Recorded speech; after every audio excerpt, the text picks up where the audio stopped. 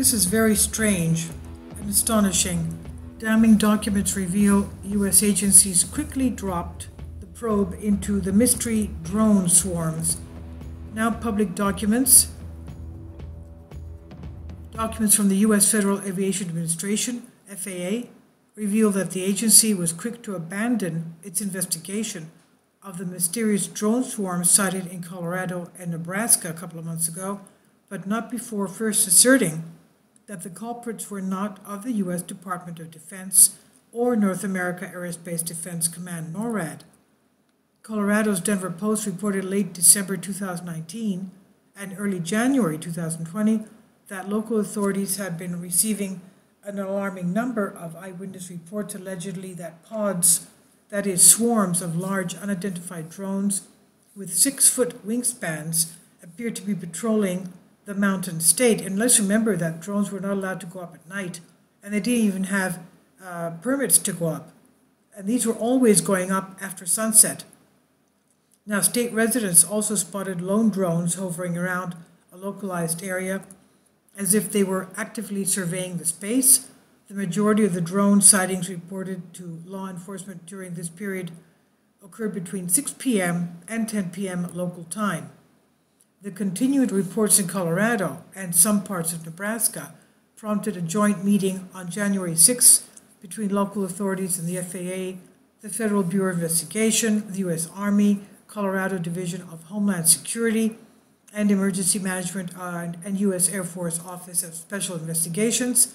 Representatives from around 77 government agencies were in attendance at the closed-door meeting. The drive, citing redacted FAA documents obtained through the Freedom of Information Act FOIA request, revealed yesterday, Wednesday, that despite the passage of several months, the FAA and the dozens of agencies assisting with the probe ultimately failed to determine who or what was behind the weeks-long series of drone swarms.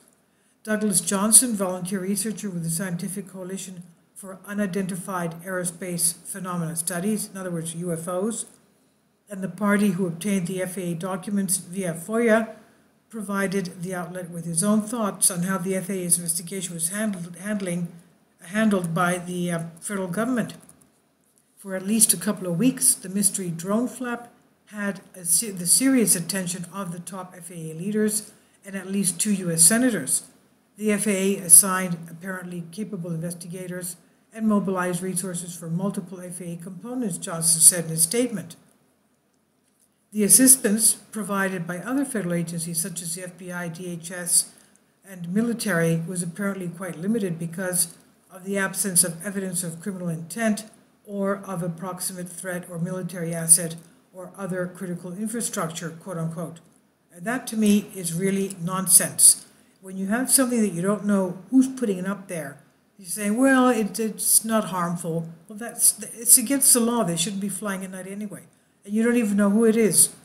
That could be anybody. It could be a threat to national security, don't you think? Anyway, furthermore, once the aerial activity stopped, it appears that both federal and state agencies quickly dropped the matter. He said, I have not yet seen any evidence of a continued federal investigation, although there are many documents still not released. According to Ian Gregor, Public Affairs Manager for the FAA Pacific Division, the probe died down around the same time media speculation waned on possible drone operators and their motives. This timeline would explain the Colorado Department of Public Safety's January 13 update on the matter, which claimed the State Department has confirmed no incident involving criminal activity. With underwhelming leads and U.S. military denying involvement, inquiring minds will likely return to a number of early theories regarding the drone's ties and operators. Aside from the predictable extraterrestrial argument, possible explanations for the drone pods' presence include unruly teens playing with their Christmas gifts, tornado research for University of Colorado Boulder, and non-government actors attempting to gather intelligence on neighboring states, Wyoming's F.E. Warren Air Force Base. The latter theory came about after the Daily Beast reported that witness reports of the drones had been filed in counties bordering the facility, which is home to the 90th Missile Wing and some 200 Minutemen nuclear intercontinental ballistic missiles enclosed in underground silos. Now, while the FAA investigation did not result in many findings, the agency was apparently able to conduct and conclude that the Pentagon and NORAD were not linked to these mysterious drone operations. Claudio Mano, the FAA Associate Administrator for the Office of Security and Hazard Material Safety, detailed in a January 16 email that 3 days prior, quote, the FAA contacted multiple offices within the Pentagon and both the Army and the Office of the Secretary all provided negative responses.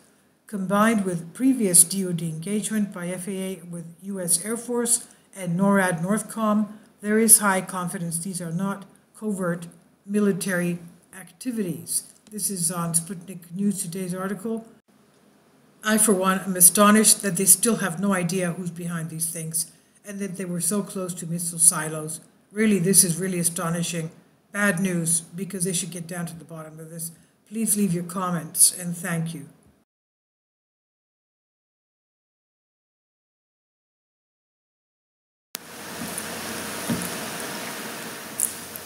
If you'd like to join me on my Patreon account, you will hear content not covered by mainstream media.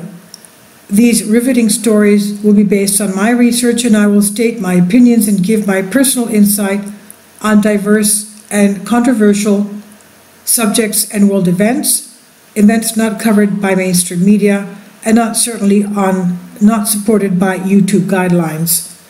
So whatever I have on my Patreon, most of those will not be on my YouTube channel. Please consider becoming a member today. More of the most significant and important videos will be on my Patreon channel. Your support helps me to continue my research and keeps this YouTube channel alive.